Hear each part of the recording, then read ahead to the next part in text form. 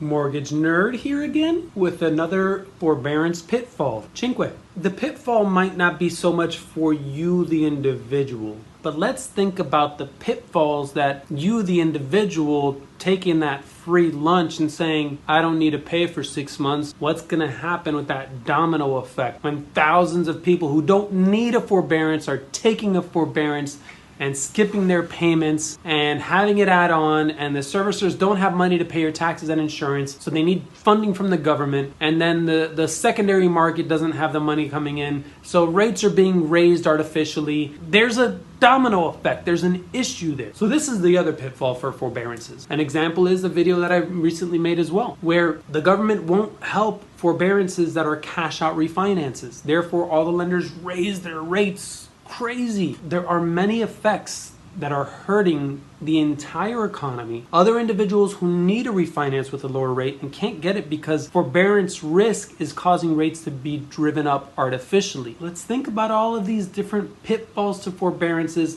Not just you. If you have the money, make the payment. If it's between feeding your family and paying your mortgage, feed your family. If you're good and you have tens of thousands of dollars sitting in your bank and your money is still coming in every month for your job or your business, please don't take a forbearance. That's my altruistic view, I guess you could say. Anyway, mortgage nerd out. Thanks.